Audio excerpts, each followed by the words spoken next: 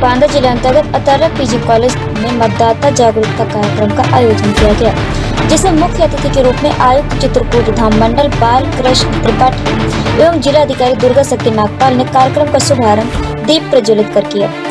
इसी दौरान कार्यक्रम में बड़ी संख्या में उपस्थित छात्र छात्राओं को संबोधित करते हुए आयुक्त ने कहा कि आपका मतदान लोकतंत्र की जान है। उन्होंने कहा कि जो मतदाता नहीं बने हैं उनको मतदाता अवश्य बनना चाहिए। उन्होंने कहा कि मतदाता बनने के लिए विशेष संक्षिप्त पुनर्निरीक्षण अभियान चल रहा है, जिसमें जिनका वोट नहीं बना है वो बनवा सकते हैं। उन्होंने कहा कि मतदाता बनने हेतु तो ऑफलाइन व ऑनलाइन आवेदन कर सकते हैं। इसी दौरान कार्यक्रम में आयुक्त एवं जिलाधिकारी द्वारा पहली बार मतदाता बनने वाले छात्र छात्राओं का माल्यार्पण किया गया। इस अवसर पर बीएड के छात्र छात्राओं द्वारा नुक्कड़ नाटकों के माध्यम से वोट के महत्व को बताते हुए सभी को मताधिकार का उपयोग करने के प्रति जागरूक किया गया, जिसमें अपना कर्तव्य निभाएं, मतदान देने जाएं के द्वारा मतदाताओं को प्रेरित किया गया। आइए आपको दिखाते हैं कार्यक्रम की एक झलक।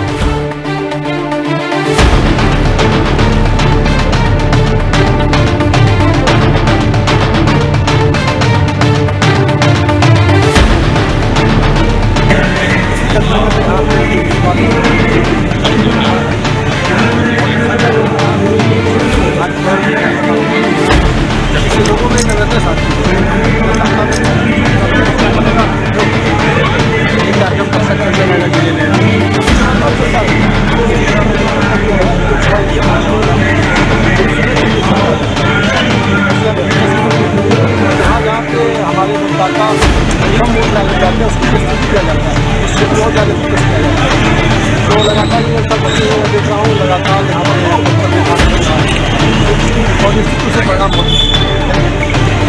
जिला प्रशासन की कैसा प्रोग्राम था, इसका क्या मायने है? जनपद बांदा में अतर्रा पीजी कॉलेज में आज वोटर अवेयरनेस का प्रोग्राम किया गया। लगभग 2500 बच्चों ने पार्टिसिपेट किया और उनसे अधिकांश बच्चे ऐसे हैं जो 18 साल की आयु या तो पूरी कर चुके हैं या पूरी करने वाले हैं। उनको सबसे पहले तो सजग किया गया कि तुरंत अपना फॉर्म 6 भरें, क्योंकि ईसीआई द्वारा स्पेशल समरी रिवीजन चलाया जा रहा है। इसके अलावा उनको ये भी बताया गया कि यदि अपने परिवार का नाम वो मतदाता सूची में देखना चाहते हैं तो वो भी देख सकते हैं। अगर उसमें कोई करेक्शन या संशोधन करना चाहते हैं तो फॉर्म 8 के माध्यम से कर सकते हैं। उनको फॉर्म 7 के बारे में भी बताया गया। तो तीनों प्रकार के फॉर्म 6, 7, 8 के बारे में बताया गया। और यहाँ BLOs भी हैं, जिससे कि वो फॉर्म 6 के माध्यम से कलेक्ट कर सकें या फिर ऐप डाउनलोड करके ऑनलाइन तरीके से भी अप्लाई कर सकते हैं। अरे भाई लोग, ये मीटिंग किस लिए बुलाई गई है? ये मीटिंग मैंने अपने लिए नहीं बल्कि आप सब लोगों के लिए रखी है। इस मीटिंग से हमारा भला क्या फायदा होगा? इस मीटिंग से हम सबकी भलाई होगी। जैसा कि अब तक आप लोग देख चुके हैं, हमारे क्षेत्र में भ्रष्टाचार, बेईमानी और महिलाओं के साथ छेड़खानी कितनी बढ़ गई है। और इन्हें रोकने में हमारे क्षेत्र के नेता असफल रहे हैं। चुनाव के समय में तो उन्होंने बड़े बड़े वादे किए थे, सभी को रोजगार दिलाएंगे, साफ सफाई की व्यवस्था करेंगे, सभी को शुद्ध पेयजल मिलेगा, सभी को नौकरियां मिलेंगी, लेकिन उनके ये वादे खोखले साबित हुए हैं। तो इसको हमने वोट देके जिताया है। इसका जिम्मेदार सिर्फ नेता नहीं बल्कि उससे कहीं ज्यादा आप और हम लोग हैं, जिनमें से कुछ लोग तो वोट डालने ही नहीं गए, और जो वोट डालने गए वो चंद खाने पीने की चीजों के लिए अपना वोट बेच कर चले गए। अब हमें इस भूल को सुधारना होगा, हमें अपनी शक्ति का सही इस्तेमाल करना होगा। अरे हमारे पास इतनी शक्तियाँ कैसे हो सकती हैं? क्या हम शक्तियाँ नहीं है, हमारे पास है ज्ञान की शक्ति, हमारे पास है समझ की शक्ति, और हमारे पास है वोटिंग पावर की शक्ति। हमें अपनी शक्तियों का सही प्रयोग करके सही नेता का चयन करना होगा, जो भ्रष्टाचार को खत्म करे, महिलाओं की सुरक्षा को सुनिश्चित करे और रोजगार के अवसर प्रदान करे। इसके साथ ही हम सभी को वोट देना होगा। हमारा एक एक वोट बहुमूल्य है। आइए हम सब शपथ लेते हैं, हम सब शपथ लेते हैं कि हम सभी लोग ईमानदार नेता को वोट देने अवश्य जाएंगे। अब हमारे वोट की बारी, अब हमारे वोट की बारी, अब हमारे वोट की बारी। अब हमारे वोट की बारी।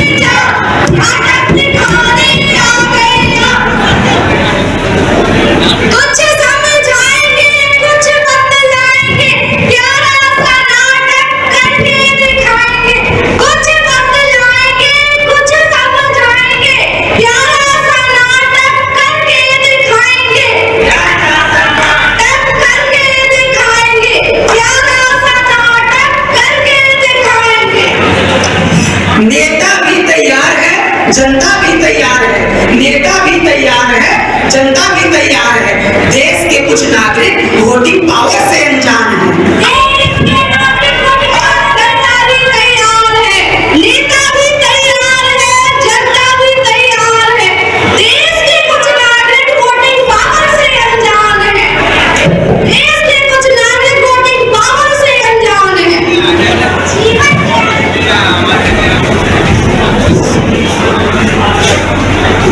जीवन के हैं तीन पहलू,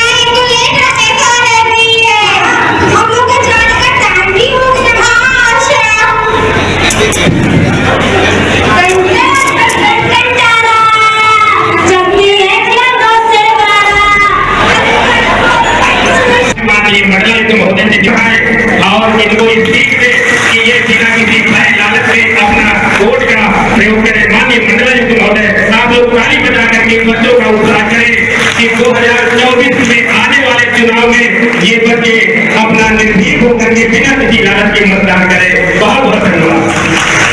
माननीय मंडलायुक्त महोदय के द्वारा इन बच्चों का उत्साह प्रकट किया जाता है। ये सभी बच्चे 3 क्लास है, 18 प्लस और इनको पहली बार वोट देना है और माननीय मंडलायुक्त महोदय के द्वारा इनको उत्साह वर्धक हेतु माल्यार्पण करके इनका उत्साह वर्धन करना है। बहुत बहुत धन्यवाद, बहुत बहुत धन्यवाद, आपका बहुत बहुत धन्यवाद।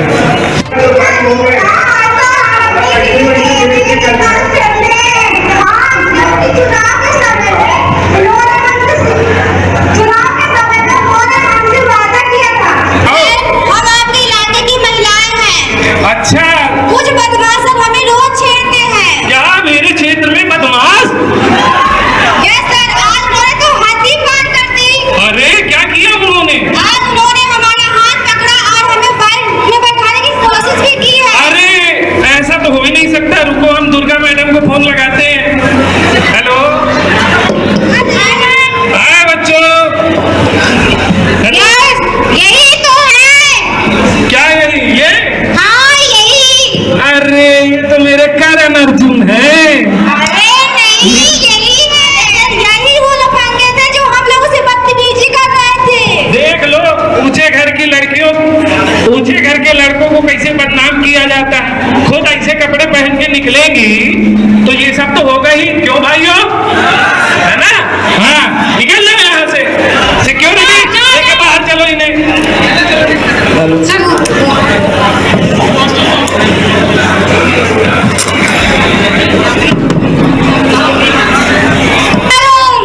सर मुझे रोजगार चाहिए।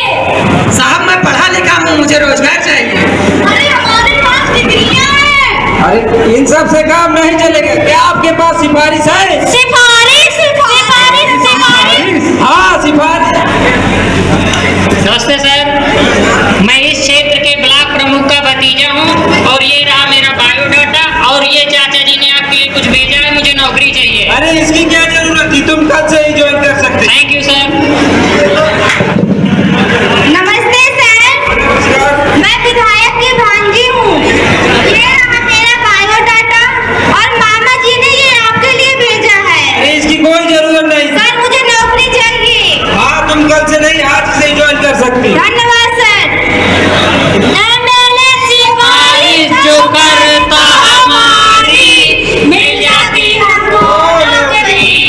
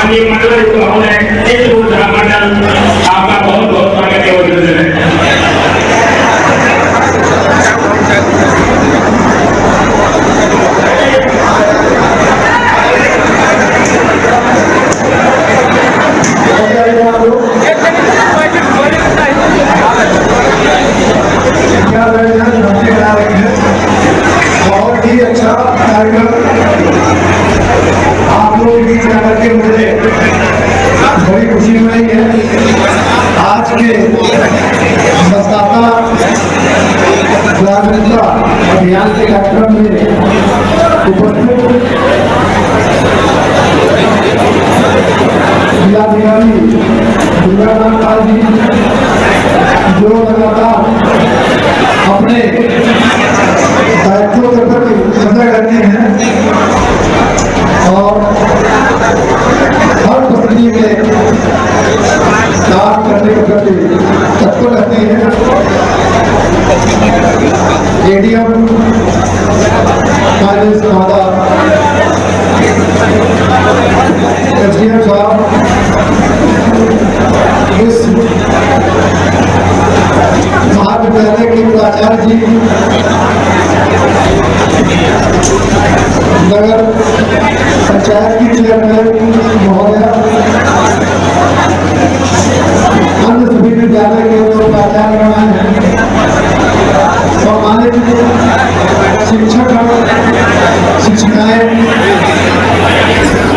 विद्यालय बच्चों, पत्रकार बंधुओं और लोक संस्कृति से जुड़े कलाकार इन्होंने बहुत ही अच्छा कार्यक्रम प्रस्तुत किया।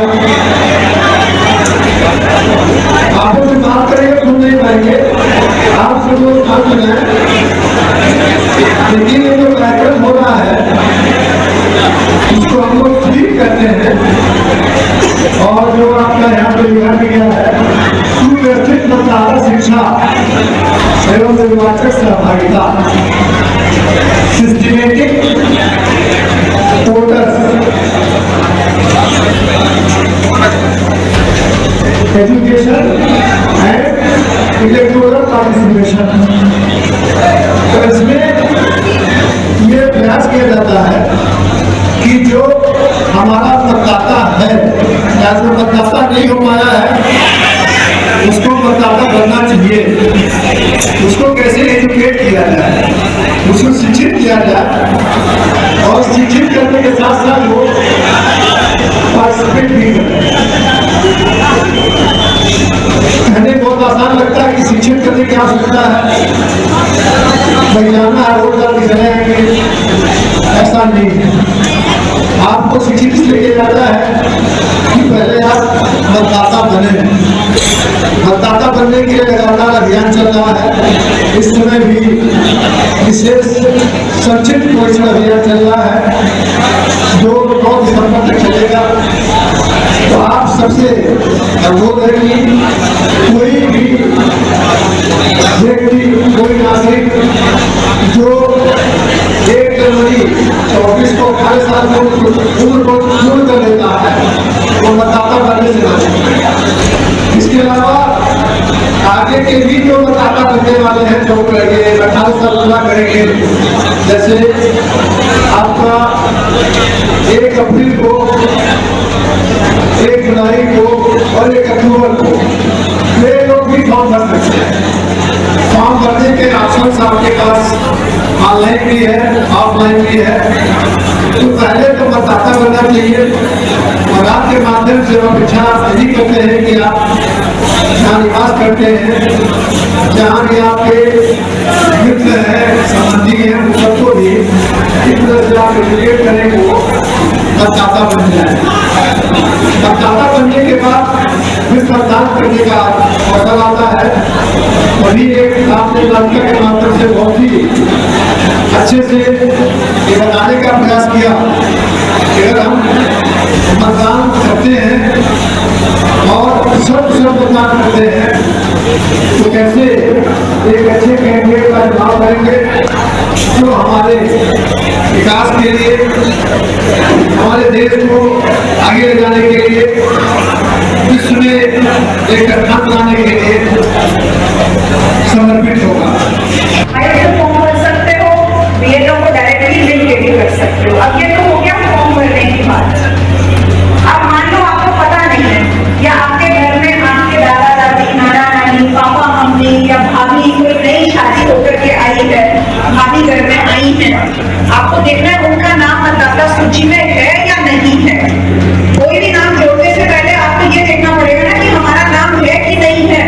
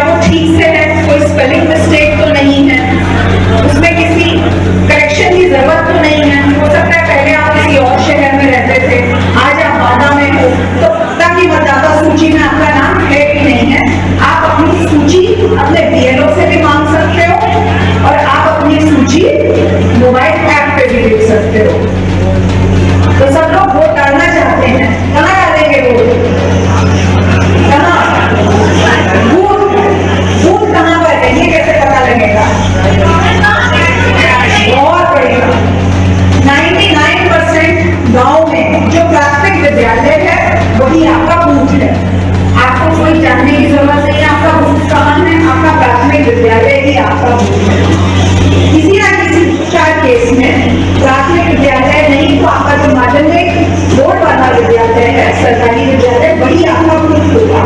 इन दो के अलावा और कोई ग्रुप नहीं होता है। तो हम लोग जिस दिन वोटिंग होगी क्या करेंगे? क्या करेंगे जिस दिन वोटिंग होगी? दूर कर जाएंगे। क्यों? वोट डालेंगे। लेकिन वोट क्यों डालना? बिल्कुल, ये अधिकार है और अधिकार किसी को होता है जो इस्तेमाल करता है। अगर आपने अपने अधिकार को इस्तेमाल नहीं किया तो उस अधिकार का क्या फायदा? बताओ।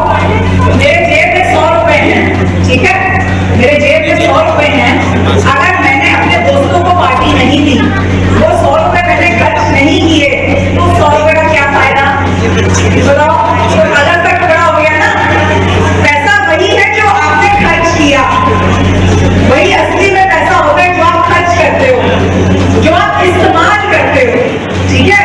तो इसी तरह जो आपका अधिकार है वो तभी है अगर आप उस अधिकार का इस्तेमाल करो जाकर के वोट डालो। और वोट डालने से पहले वोट बनवाओ, अपना पहचान पत्र बनवाओ। अच्छा, ये बताओ, अगर वोट डालोगे तो क्या होगा? सरकार बनेगी। और सरकार में सबसे बड़ा पद कौन सा होता है देश में? चुनाव में कौन सा सबसे बड़ा पद होता है? प्रधानमंत्री का। राष्ट्रपति का चुनाव आप लोग नहीं करते हो, हम लोग नहीं करते हैं। इनडायरेक्ट चुनाव होता है। लेकिन डायरेक्ट का मतलब होता है जब हम जाकर के अपने हाथों से बटन दबाते हैं और अपनी उंगली पे शाही लगवाते हैं, वो डायरेक्ट इलेक्शन होता है। देश का सबसे बड़ा चुनाव है लोकसभा का चुनाव, और ये आने वाले वर्ष में होगा।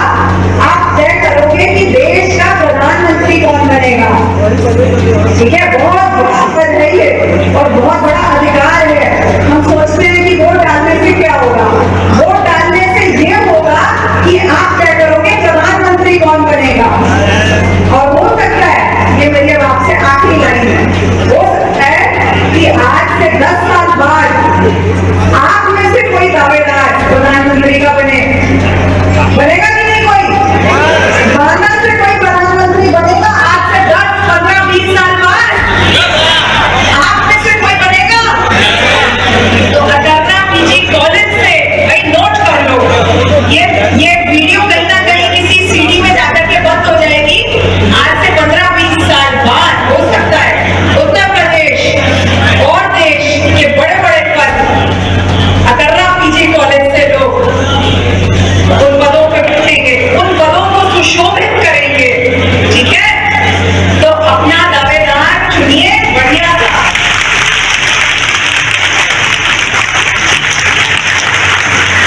अच्छा सा दावेदार चुनिए, अपना वोट बनाइए और मोबाइल का वोटर हेल्पलाइन ऐप को डाउनलोड करने में प्रयोग करिए। थोड़ा फेसबुक कम, थोड़ा यूट्यूब कम, थोड़ा वोटर हेल्पलाइन।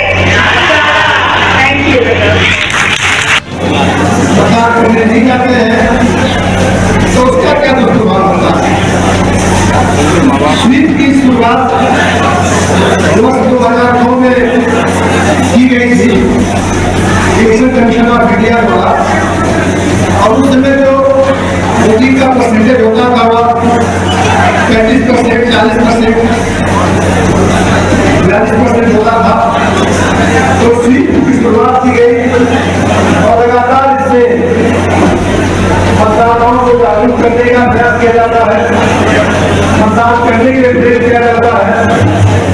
इसके बाद वो प्रश्न धैर्य करके आपने देखा होगा कि हाल में चुनाव हुए थे राजस्थान में, मध्य प्रदेश में, वहाँ 75%, 74% मतदान हुआ। इसको हमें और आगे लेके जाना, उसको 90% ले जाना। इसके लिए आवश्यक है कि पहले हम पता करने के साथ साथ मतदान अच्छे से करें, जिसको हम कहते हैं एथिकल वोटिंग हमारा तो होना चाहिए। एथिकल का मतलब यही होता है कि जो एथिक्स के अनुरूप हो, जैसे कि किसी प्रलोभन से हमें प्रलोभन को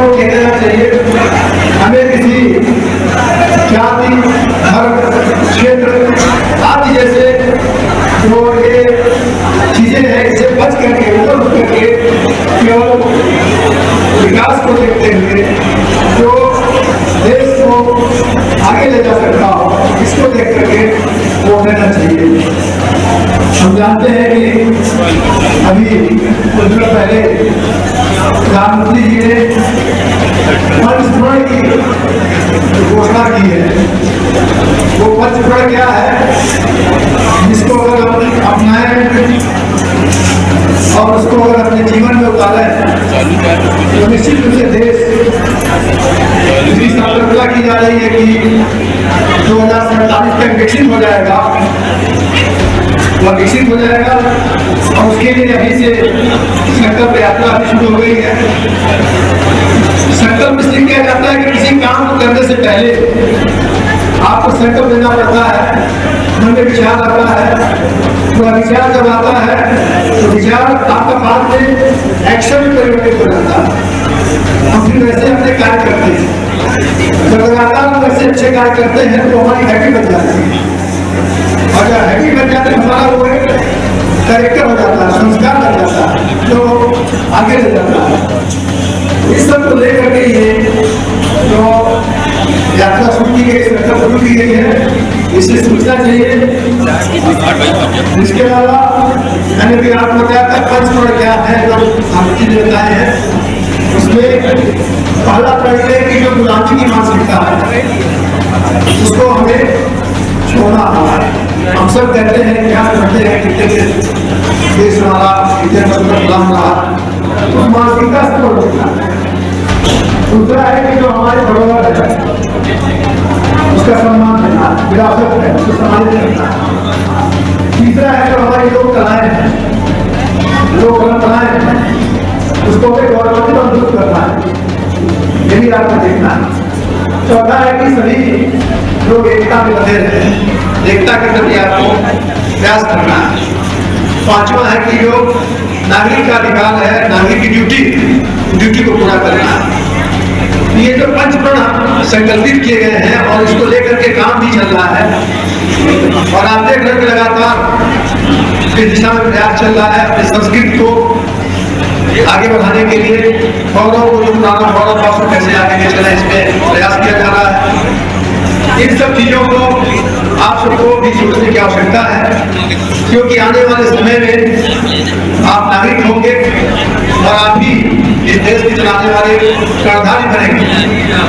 जिस 2047 की बात हम लोग कर रहे हैं, तब तक आपको निश्चित रूप से किसी न किसी अच्छे पद पे जिस क्षेत्र में आपको रुचि है उसमें आप रहेंगे और अपना योगदान देश को आगे ले जाने में करेंगे।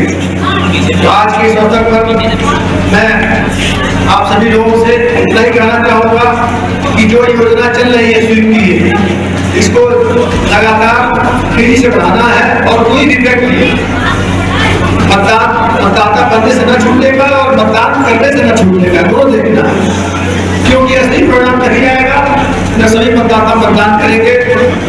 और अभी अपने जनपद में जो स्थिति है वैसे तो बेटर है, लेकिन जो महिलाओं का अभी परसेंटेज है वो कम है। तो जो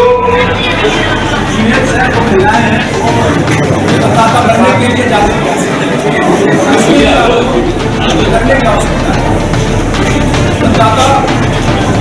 बनने के लिए सभी लोग आगे आना चाहिए। होता है उसको भी देखा जाता है, जेंडर रेशियो हो गया, एज बहुत हो गया, ये एक का छुट्टा तो नहीं है। वो जो सीट योजना चलती है कई